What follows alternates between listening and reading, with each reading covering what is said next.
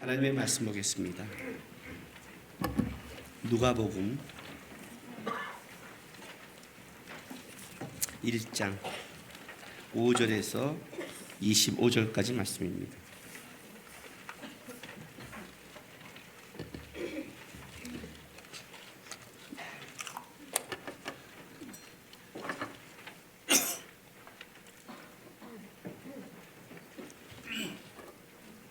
누가복음 1장 5절에서 25절까지의 말씀 우리 한 절씩 교독합니다. 유대아 왕 헤롯 때 아비야 반열에 제사장 한 사람이 있었으니 이름은 사가랴요 그의 아내는 아론의 자손이니 이름은 엘리사벳이라.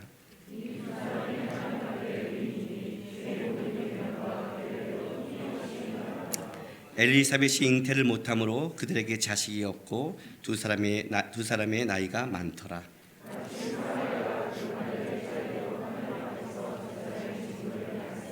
제사장의 전례를 따라 제비를 뽑아 주의 성전에 들어가 분향하고 주의 사자가 그에게 나타나 향단 우편에 선지라. 천사가 그에게 이르되 사가랴여 무서워하지 말라. 너의 간구함이 들린지라. 내 아내 엘리사벳이 내게 아들 낳아 주리니 그 이름을 요한이라 하라.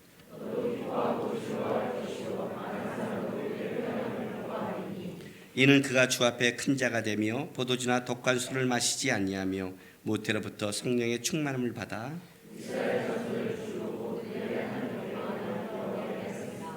그가 또 엘리야의 심령과 능력으로 주 앞에 먼저 와서 아버지의 마음을 자식에게 거스린 자를 의인의 슬기로 돌아오게 하고 주를 위하여 세운 백성을 준비하리라.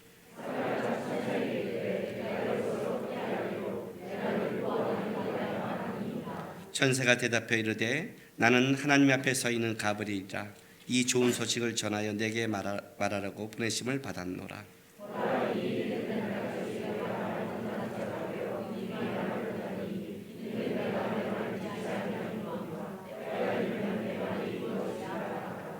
백성들이 사가랴를 기다리며 그가 성전 안에서 지참을 이상히 여기더라.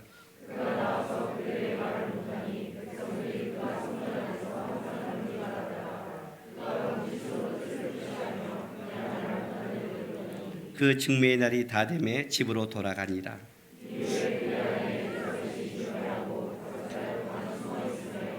같이 있습니다. 주께서 나를 돌아보시는 날에 사람들 앞에서 내 부끄러움을 없게 하시려고 이렇게 행하심이라 하더라. 아멘. 신앙생활을 하면서 여러분 기도 생활을 하면 한번 기도 생활을 깊게 들어가는 사람들은 이런 경험을 꼭 한 번씩 겪게 됩니다. 어느 날 기도를 하다가 하나님 앞에 딱 서서 뭘 기도해야 될지 막막할 때가 있습니다. 그 막막함이란 건 뭐냐면 하나님과 내가 상태가 안 좋아서가 아니라 기도를 이렇게 하다 보면 이런 거예요. 이 기도가 내가 하나님 앞에 구하는 기도가 맞아? 또 이거 구한다고 진짜 이게 좋은 일이 생길까? 하나님이 내 인생을 다 필요한 걸 아시고 끌어가고 있는데 내가 좀 헛걸 구하는 건 아닌가? 이렇게 딱 내 기도에 대한 의문, 진짜 이 기도하면 그게 나에게 복이 될까? 하는 이런 기도에 한번 절벽에 부닥칠 때가 있어요. 이럴 때 좀 끄덕을 해줘야 여러분이 기도하고 있구나 그럴 텐데 그게 진짜 뭔 말이세요? 이렇게 쳐다보면 얼마나 지금 기도 생활 안 한다는 거예요. 왜 이제 이런 경험을 하냐면 막 기도를 했는데 하나님이 뭔가를 들어줬어요. 그걸 들어주면 그게 우리에게 복이 될까요? 저는 제 인생 속에서 이런 경험이 꽤 많이 있습니다. 제가 그 청년 때 그렇게 하고 싶었던 게 뭐냐면 그림이었습니다. 왜냐하면 이제 그림에 대한 재능은 있었고 아직 그 재능은 남아 있었고 다시 공부를 해서 대학을 가자니 그 공부는 끔찍했고 공부를 안 했던 사람이니까. 근데 그림은 재능은 있고 그림을 그리면 재미도 있고 또 아직 할 수 있는 것 같아서 하나님 앞에 나와서 얼마나 기도했는지 모릅니다. 그 당시에는 철야 기도를 할 때이기 때문에 하나님 나 그림 좀 그리게 해주세요. 그림 좀 해주세요. 그리고 실제로 우리 형님의 친구가 서울대를 나오시고 서울예고 선생님이어서 그림을 한 2년 가까이 배우게 됐습니다. 미대를 준비하고 있었죠. 보시다시피 여러분, 제가 지금 화가로 있는 게 아닙니다. 2년 동안 애쓰며 그림을 그렸고 했지만 지금 여러분 다른 데 있는 걸 분명히 알고 있습니다. 하도 저러니까 주님이 좋겠죠. 해봐라 하고 좋겠죠. 왜냐하면 그걸 안 하면 내가 거기에 머물러 있으니까. 우리 아이들 키우면 이런 경험이 있지 않아요? 하도 저러니까 그래 어떻게 하려고? 아휴 맛봐야 돼, 어쩔 수가 없어, 이럴 때가 있잖아요. 우리가 구하고 우리가 원하는 게 과연 그것이 진짜 우리 인생에 도움이 되는가? 아니란 걸 우리는 모두가 다 알고 있을 것입니다. 제가 이런 예화를 압니다. 어느 집에, 가난한 어느 집에 갔더니 집에 막 벽지가 아니라 신문지로 막 붙어 있더래요. 벽지가 없어서. 하도 가난하게 사는데 보니까 뭐 하나 수표가 붙어 있더래요. 굉장히 몇십억짜리 수표가. 이거 보니까 이 사람에게 준 수표래요. 뭐예요? 했더니 몰라요. 찾아서 부모님께 나왔는데 뭔지를 모르겠어요 하고 벽지에 붙어놨대요. 그게 뭔지만 알았어도 그렇게 살지는 않았는데, 귀한 걸 줘도 귀한 걸 모르고 붙여놔도 붙여를 모르는 것, 그렇죠? 거지 왕자 보면 옥새로 호도밖에 못 까먹는 그 실력이 없는데 준다고 할까요? 여러분이 구하는 그 기도가 과연 진짜 여러분의 인생에 도움이 될까요? 하나님은 어떤 때는 우리 인생 속에 이 과정을 겪게 하십니다. 왜냐하면 그걸 겪어야 우리가 구한 게 얼마나 헛되고 우리 안목이 얼마나 부족한 것을 배우지 않으면 우리는 하나님의 안목과 하나님의 방법을 따라갈 수 없기 때문에 그렇습니다. 우리가 예수님의 이야기를 할 때 예수님의 이야기 전에 세례 요한이라는 자가 등장합니다. 오늘 우리가 보는 장면은 세례 요한의 출생에 관한 이야기입니다. 사가랴와 엘리사벳은 제사장 가문, 엘리사벳도 아론의 자손이고 제사장 가문입니다. 사가랴도 제사장 가문이죠. 그 가문 속에 아이가 없고 이들이 늙어서 없는데 오늘 가브리엘이라는 천사를 만나서 세례 요한이 어떻게 출생하는지, 이것이 단순하게 두 부부가 사랑했다는 것이 아니라 하나님의 예비된 하나님의 기적과 이적으로 이 세례 요한을 보내준 걸 우리는 보게 됩니다. 왜 예수님 이전에 세례 요한이 될까요? 왜 세례 요한을 보내는 것이 예수 그리스도의 그 사역과 긴밀할까요? 이 장면을 왜 성경은 얘기할까요? 성경에 보면 가브리엘이 나타난 것을 딱 4번 나타납니다. 누가복음에 2번 나타나고 다니엘에 나타납니다. 가브리엘은 전령, 그러니까 하나님의 소식을 전하는 천사장입니다. 가브리엘이 나타나면 대단한 겁니다. 그냥 보통 천사가 움직이지 않습니다. 여러분의 인생에는 가브리엘은 안 나타날 겁니다. 아마 기대하지 마십시오. 기대했다간 큰일 납니다. 처녀가 잉태하게 될 겁니다. 근데 이 마리아에게 나타나기 전에 먼저 이 사가랴와 엘리사벳에게 나타납니다. 대단한 거죠. 또 이때는 말라기 이후에 400년 동안 하나님의 말씀이 끊어진 시대입니다. 이것이 도대체 우리에게 뭘 말할까요? 오늘 이 본문을 보면서 과연 우리가 바라보는 것, 우리가 구하는 것, 우리가 원하는 것과 하나님이 우리에게 이끌어 가시는 것이 뭐가 다르고 우리가 뭘 바라보는지를 우리는 찾아가야 되는 겁니다.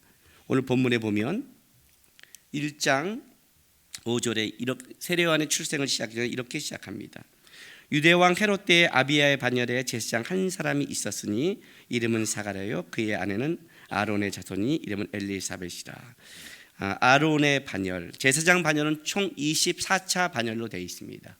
총 24차 반열에 아비야는 8차 반열입니다.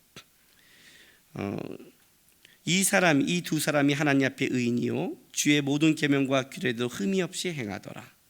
엘리사벳이 잉태를 못함으로 그들이 자식이 없고 두 사람의 나이가 많더라. 자, 세례 요한의 출생을 얘기하기 전에 이 사람이 이 출생을 하는 이 집안이 어떤 집안인지를 보여주는 겁니다. 제사장 가문이요. 요 말을 쉽게 넘어가지 마십시오, 여러분. 이 말을 6절의 말을 하나님 앞에 의인이니 주의 모든 계명과 규례대로 흠이 없이 행하더라. 하나님이 어떤 하나님의 사람에게 일을 하실 때 꼭 쓰는 표현 중에 하나입니다. 여기서 의인이라는 것은 절대적 의인을 말하는 게 아닙니다. 절대적 의인이 아닙니다. 죄인이지만 그가 얼마나 하나님을 붙잡고 살아가고 있는가를 할 때 의인이라고 얘기를 하는 겁니다. 그의 계명을 다 지켰다. 과연 다 지킬 수 있을까요? 율법은 못 지키죠.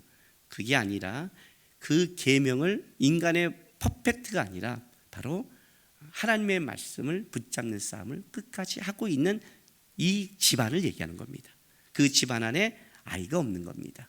자, 그리고 나서 이렇게 시작하는 겁니다. 8절에 마침 사가랴가 그 반열의 차례대로 하나님 앞에서 제사장 직무를 행할 때 제사장의 전례를 따라 제비를 뽑아 주의 성전에 들어가 분향하고 모든 백성은 그 분향하는 시간에 밖에서 기도하더니 주의 사자가 그에게 나타나 향단 우편에 선지라. 사가랴가 보고 놀라워 무서워하니 천사가 그에게 이르되 사가랴여 무서워하지 말라. 너의 간구함이 들린지라. 내 아내 엘리사벳이 내게 아들을 낳아주니 그 이름을 요한이라 하라. 하나님은 은혜로우시다. 요한이란 뜻이에요. 요한이라 하라. 너도 기뻐하고 즐거워할 것이요 많은 사람도 그의 태어남을 기뻐하리니라고 이제 얘기를 한 겁니다. 사가랴가 가서 성전에서 분향을 하러 들어갔습니다. 우리는 쉽게 사가랴가 그 제사장 반열 24차에 따라서 들어갔다고 생각합니다. 제사장은 24차 반열인데 1년에 일주일씩 2번 성전에 가서 봉사하게 되어 있습니다. 일주일씩 2번 들어갑니다. 한 번 들어갈 때 한 반열의 제사장들은 900명에서 1000명이 들어갑니다. 들어가서 뭘 하냐면 그 제사장들은 성전 직무를 그냥 맡긴 게 아니라 제비를 뽑습니다. 그래서 그때 들어간 900명에서 1000명의 제비를 뽑아서 자기의 일을 감당하는 겁니다. 성전에 들어가서 분향하는 이 일은 평생에 한 번 올까 말까 한 기회입니다. 제비를 뽑기 때문에. 어떤 제사장은 평생에 한 번 들어가서 분향을 못할 수도 있습니다. 그러니 거기 가서 이 분향할 수 있는 제비를 뽑았다는 것은 참으로 굉장히 그에게서 영광이요 귀한 직분을 감당하게 되는 겁니다. 사가랴가 이 귀한 영광된 직분을 갖고 분향하는데, 분향이라는 것은 어떤 의미를 갖고 있냐면 단순하게 향을 피운다가 아니라 그것은 성도의 기도를 상징하고 있는 겁니다.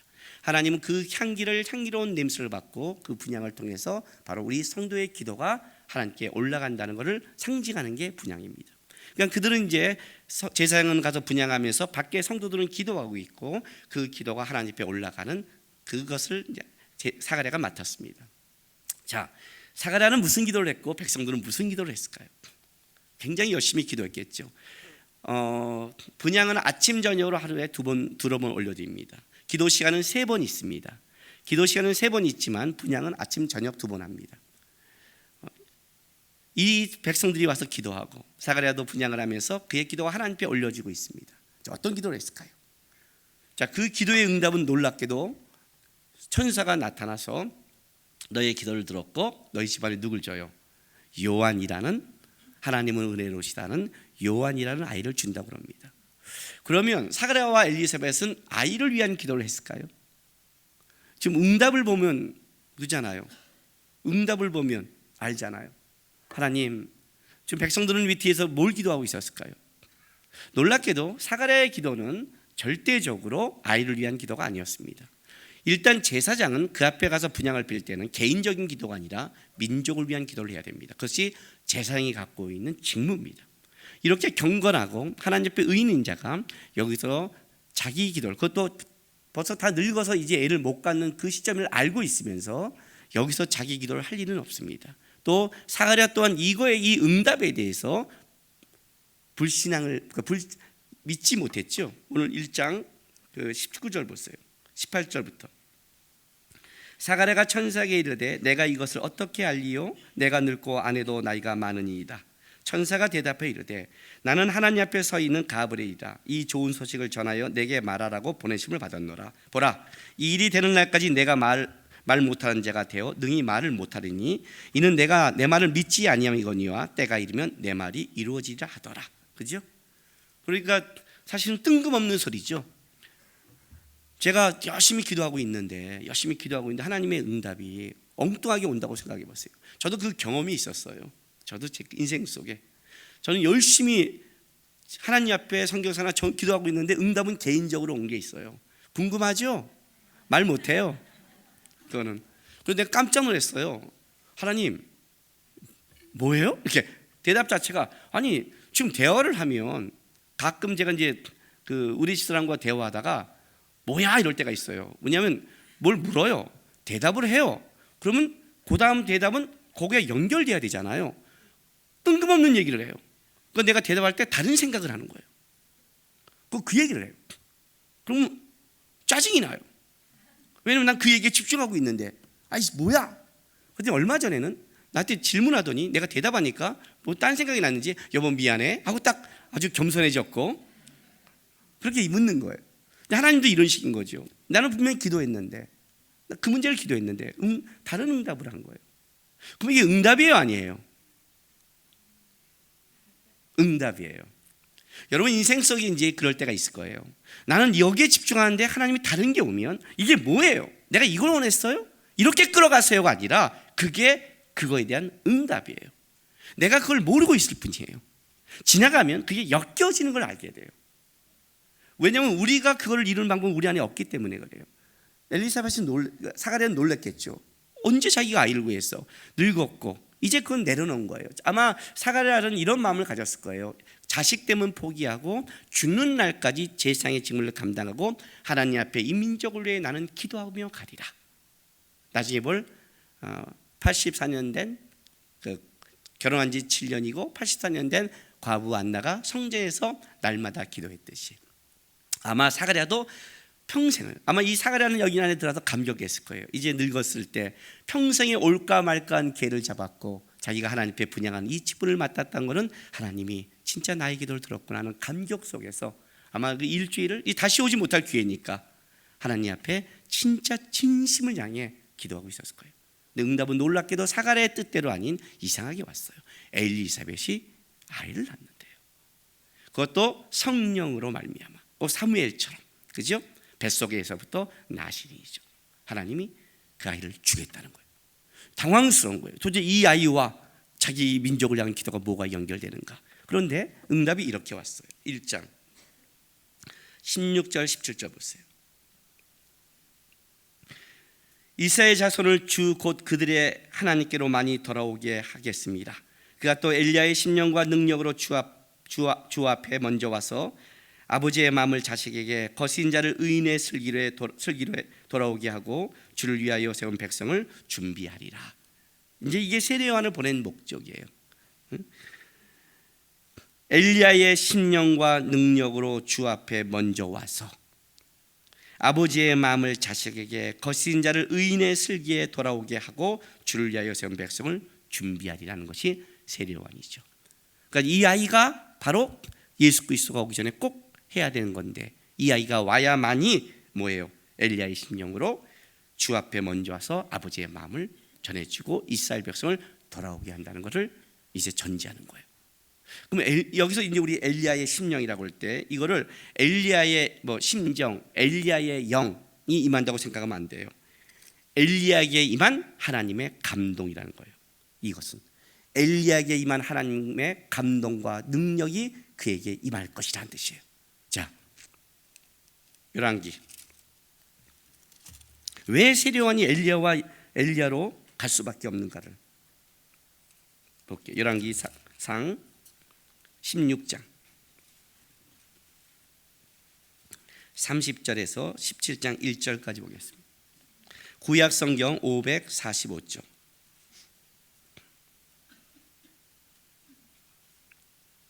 오므리의 아들 아합이 그의 이전의 모든 사람보다 여호와 보시기에 악을 더욱 행하여 느바세 아들 여로밤의 죄를 따라 행하는 것을 오히려 가볍게 여기며 시돈 사람의 왕 엘바의 딸 이세벨을 아내로 삼고 가서 바알을 섬겨 예배하고 사마리아에 건축한 바알의 신전 안에 바알을 위하여 제단을 쌓으며 또 아세상을 만들었으니 그는 그 이전에 이스라엘의 모든 왕보다 심히 이스라엘 하나님 여호와를 노하시게 하였더라.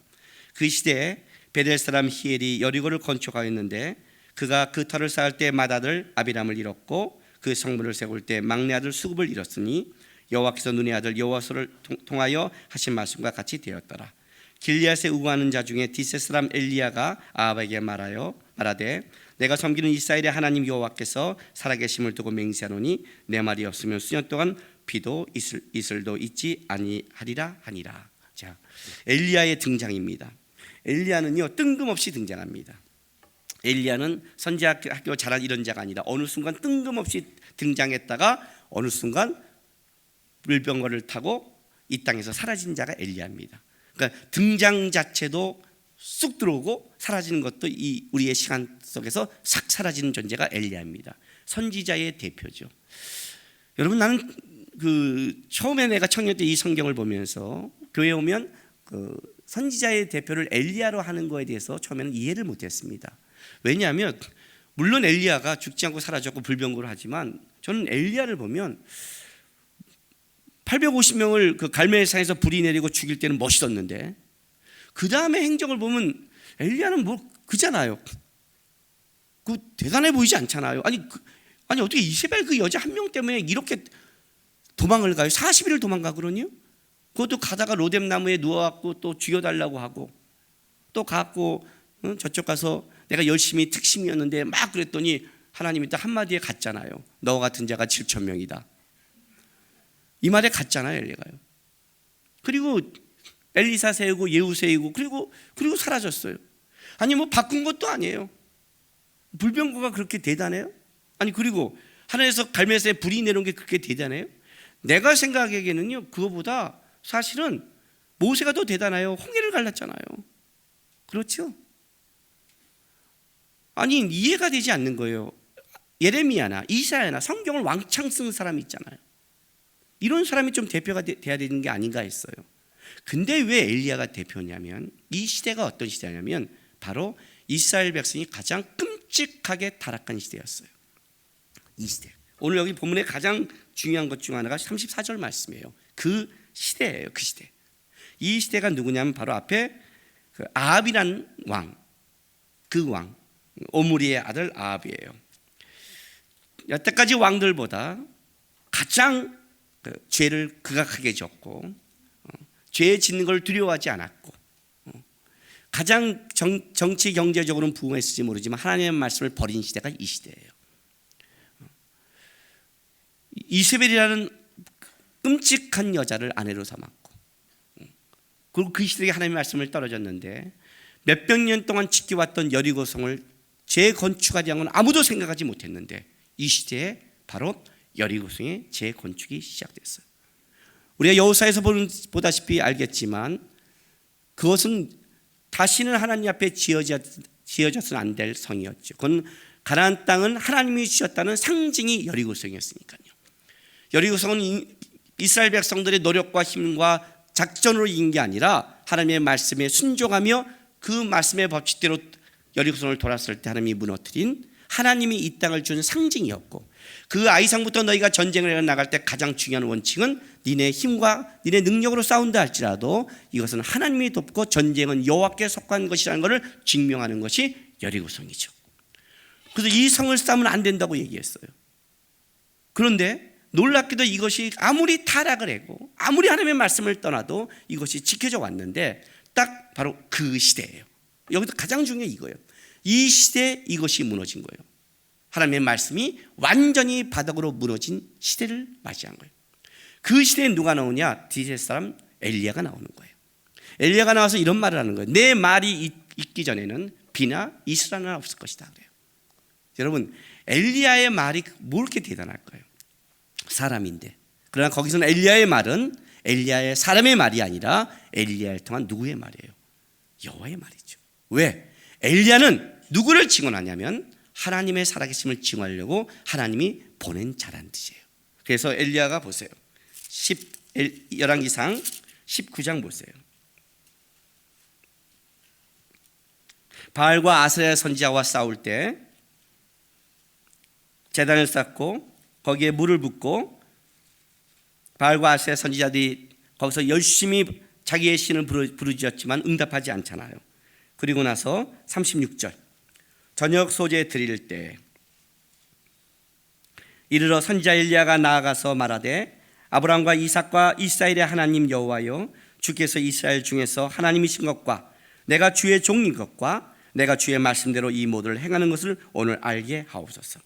여호와여 내게 응답하소서. 내게 응답하옵소서. 이 백성에게 주 여호와는 하나님이신 것과 주는 그들의 마음을 되돌이키심을 알게 하옵소서 하매 이에 여호와의 불이 내려서 번제물과 나무와 돌과 흙을 태우고 또 도랑의 물을 핥은지라 모든 백성이 보고 엎드려 말하되 여호와는 그는 하나님이시로다. 여호와 그는 하나님이시다 하니 엘리야가 그들에게 이르되 바알의 선자를 잡되 그들 중 하나도 도망하지 못하게 하라 하며 곧 잡은지라 엘리야가 그들을 기손시내어 내려가서 거기서 죽이니라. 엘리야가 3년 6개월 동안에 비가 오지 않고 기다리고 나서 갈멜산에서 바알과세를 선지자를 부릅니다. 그 부른 가장 큰 이유는 바로 여기에 있습니다. 하나님의 살아계심과 내가 주의 종인 것과 이들이, 이 이스라엘 백성들이 하나님이 살아계심을 알게 하라는 거예요.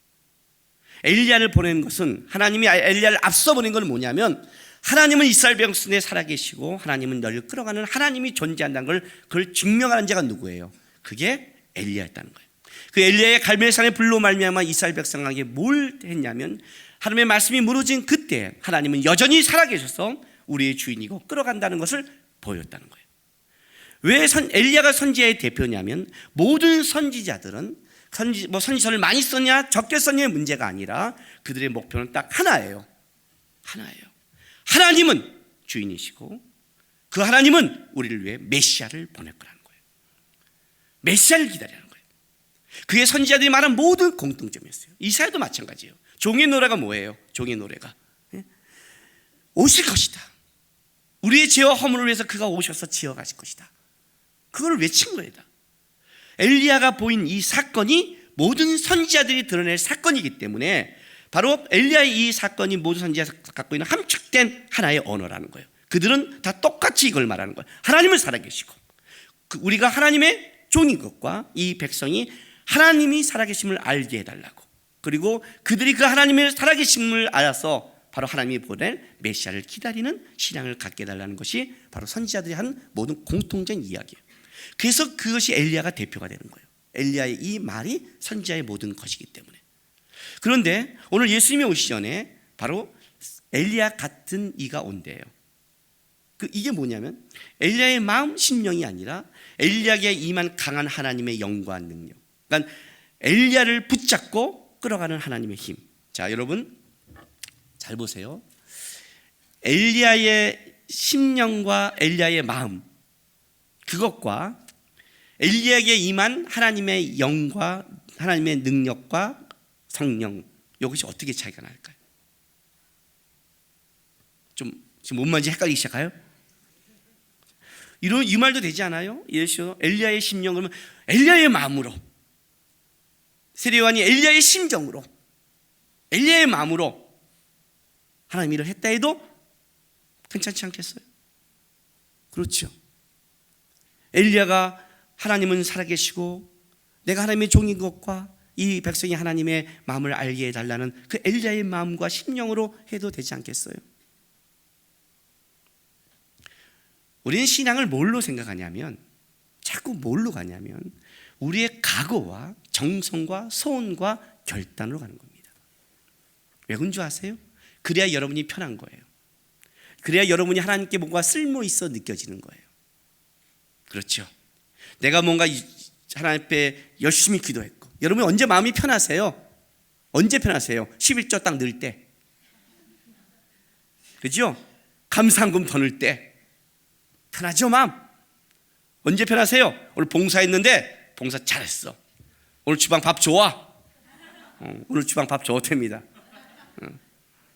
예배인도 했는데 오늘 너무 그냥 했어. 뭔가 날 통해 하나님이 했어. 그럴 때 어떤 일이 벌어져요? 막 기분 좋죠? 뜨끈뜨끈하죠? 근데 뭔가 했는데 별로야. 마음이 그렇죠? 우리는 다 어디서 여러분은 편안함을 얻고 싶냐면, 하나님의 근거가 아니라 여러분의 하나님을 향한 열심, 진정성, 그 마음, 그것이 좀 이루어질 때 그게 편한 거예요. 그게 편한 거예요. 교회 와서 여러분 예배만 드리고 갈 때 가끔 그러죠. 남의 교회 같죠? 그러죠? 뭔가 좀 설치고 다녀야 내 교회 같죠? 막 뛰어다니세요. 괜찮아요, 교회요. 막 뛰어다니세요. 그렇죠? 모든 근거가 우리에게 있는 거예요. 아니요, 하나님을 증명하는 것은 엘리야의 심령과 마음이 아니에요, 여러분. 엘리야는 대단한 자고 독특한 자가 아니에요. 착각하면 안 돼요. 이스라엘 백성들은 선민이에요, 여러분. 선민. 알아요? 하나님이 선택한 민족이에요. 얼마나 위대한 은혜를 받은 줄 아세요? 그런데 이스라엘 백성들이 자기가 하나님의 선민임을 알고 자랑스러워했을까요? 아니요, 교만만 했죠. 자랑스러운 적 없어요, 여러분. 하나님의 선민이라면 하나님 앞에 살아가야 되잖아요. 준다고 아나요? 아까 내가 초반에 설교하면서 그랬죠. 주면 알까? 여러분이 기도하면 그 기도가 과연 좋은 건지 나쁜 건지 알고는 기도하십니까? 내가 기도하는 게 그 기도의 응답이 나를 망하게 하는지 나를 살리는 것조차 우리는 몰라요. 이스라엘 백성들이 뭘 간구해야 될지도 몰라요. 오늘 사가랴가 민족을 위해 기도했어요. 응답이 왔어요.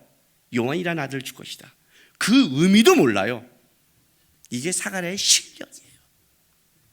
너희의 기도를 들었다는 거. 이 기도가 어떤 기도인 줄 아세요? 이스라엘 백성들에게 가장 끔찍한 상태가 언제냐면 애굽의 400년의 포로 생활이 아니었어요. 애굽의 400년의 포로에는 소망이 있었어요. 소망이. 아브라함과 이삭과 야곱의 하나님, 그가 너희를 구원할 것이다. 모세를 통해 구원했어요. 출애굽이라는 영광된 걸 맛보기 시작했어요. 이스라엘 백성의 가장 끔찍한 사건은 뭐냐면 이스라엘의 멸망이에요. 바벨론 포로기예요. 하나님의 나라가 세워졌는데, 성전이 세워졌는데 멸망해버리는 거예요. 이건 이해를 못하는 거예요. 애굽에서는 끄집어낼 거라는 기대감이 있었는데 하나님의 성전이 세워졌단 말이에요. 근데 그게 망했어요.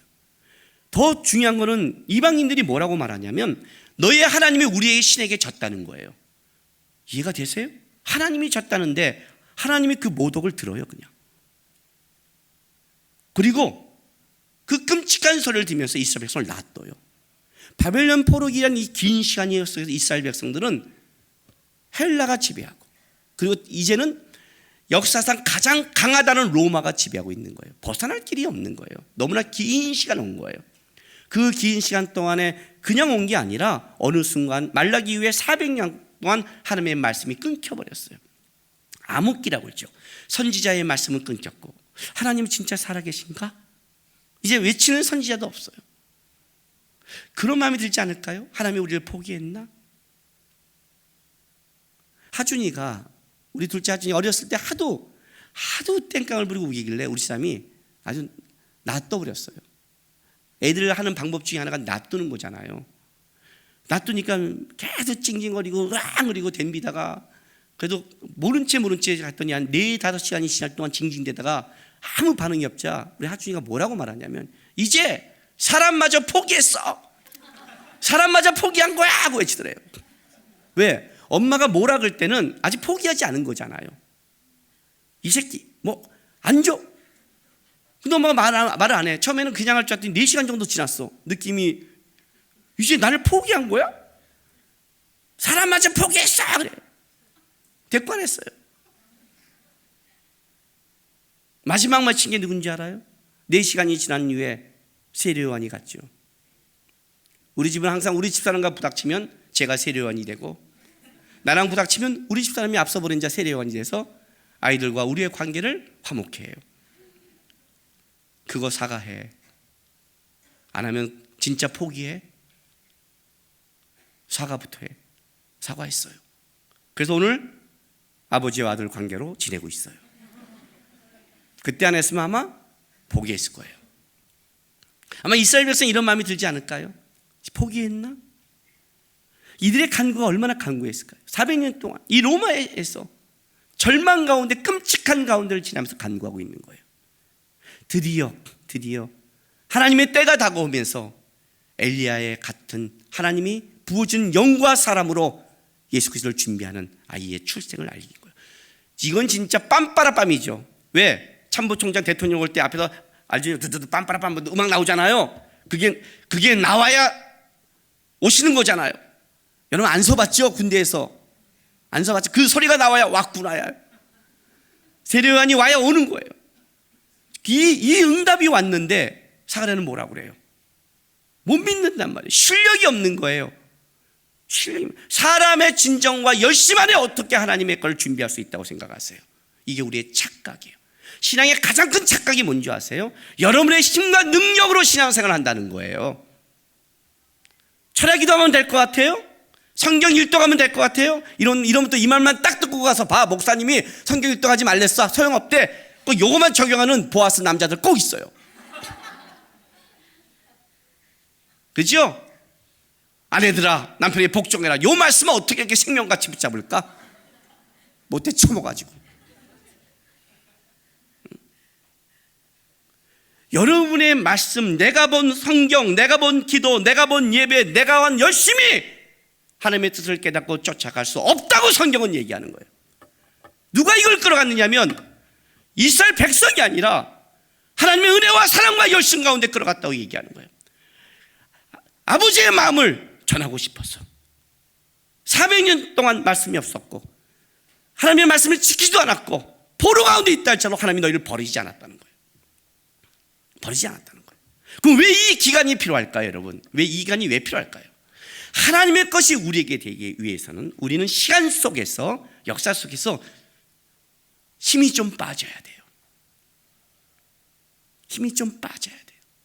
여러분, 겸손이라는 것은 우리가 그냥 이루어지지 않아요. 인간은 절대 겸손하지 못해요. 내 힘과 능이 안 된다는 걸 알 때 인간은 겸손해져요.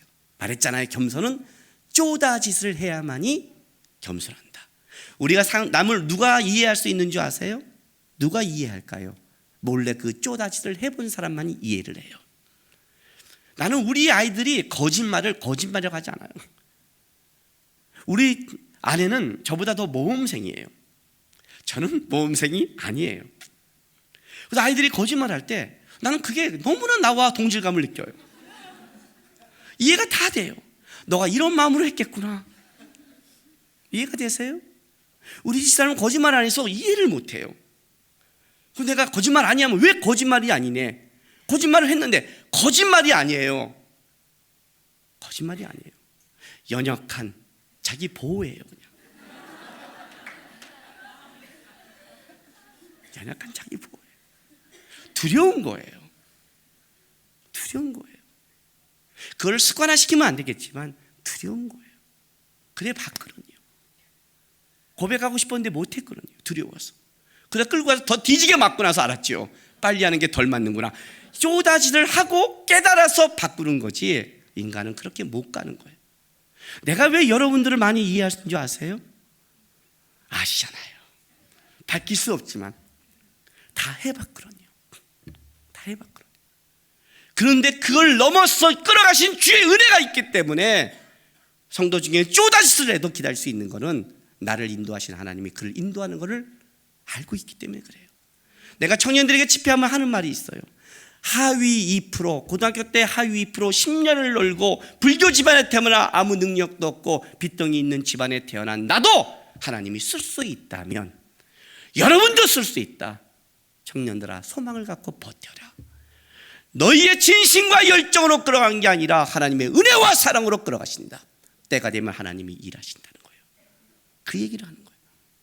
내 엘리야의 신령과 열정으로 끌어간 게 아니라 엘리야가 그 마음에 있어서 간 게 아니라 하나님이 엘리야에게 하나님의 영과 능력을 부어서 하나님의 살아계심을 알게 하셨다는 거예요.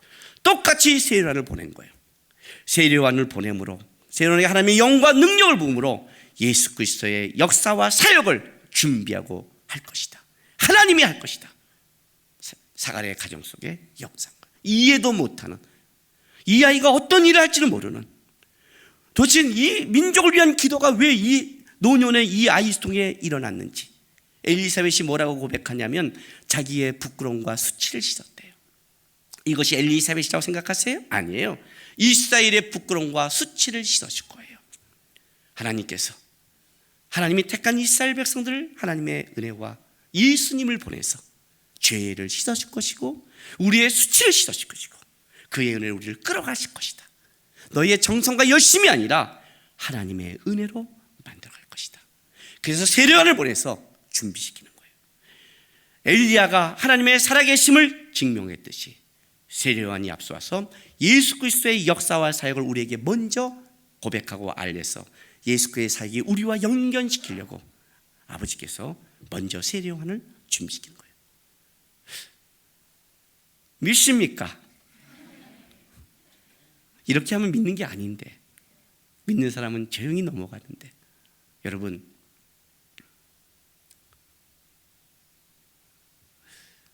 하나님이 우리를 인생 속에 시간 속에서 일하십니다.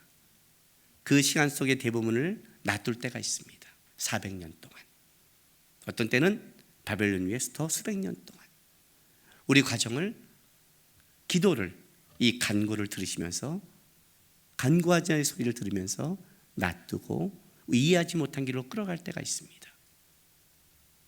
버티세요. 그리고 더 간구하세요. 여러분의 소원대로 응답하지는 않을지 모르지만 간구하는 자의 소리는 하나님의 분향에 향달되고, 하나님은 하나님의 뜻 가운데 승리하신 예수 아니에요. 십자가로 승리하신 예수가 우리를 넉넉하게 그의 방법대로 끌어가신 겁니다. 왜 그 시간을 두냐면 그 시간을 둬야 예수가 하는 일이 우리의 일이 되는 겁니다. 이 사건의 절망을 놔둬야 하나님이 하신 일이 자기 일이 된 겁니다. 만약에 사가랴의 기도대로 했다면 이것이 하나님의 일이 아니라 사가랴의 능력이고 내가 기도했다는 것을 자기 걸로 될 수 있는 겁니다. 그래서 우리 속에 하나님이 그렇게 끌어갈 때가 있습니다. 그러나 2000년 전에도 끌어가신 주님은 지금도 끌어가시고, 엘리야에게 행하신 그 하나님은 우리에게도 행하시고 있는 겁니다.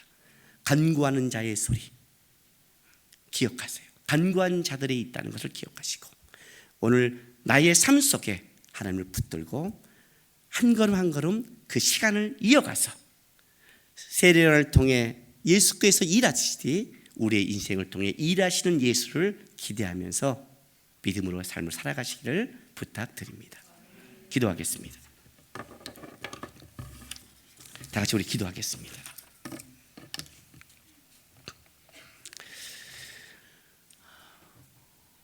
우리 예배 때 이 찬송 드렸습니다. 내게로 나오라 영원히, 내게로 나오라 가까이, 목마름 전혀 없으리 생명의 근원 되신 예수께. 신앙생활은 다른 게 아닙니다. 여러분의 열심과 여러분의 능력으로 하는 게 아니라 하나님 아니면 안 된다는 고백으로 하는 겁니다. 하나님, 죄인들, 깨닫지도 못한 죄인을 위해 기꺼이 세례를 보내시고 예수를 보내서 일하시는 우리 주님을 바라보면서 지금도 나 같은 자를 끌어가시고 이끌어가신 우리 주님을 제가 기대하고 나갑니다. 주님, 주를 알게 하시고 주님 앞에 살아가는, 버티며 살아가는 신앙이 되게 해달라고 우리 다 같이 하나님 앞에 결단하며 기도하겠습니다.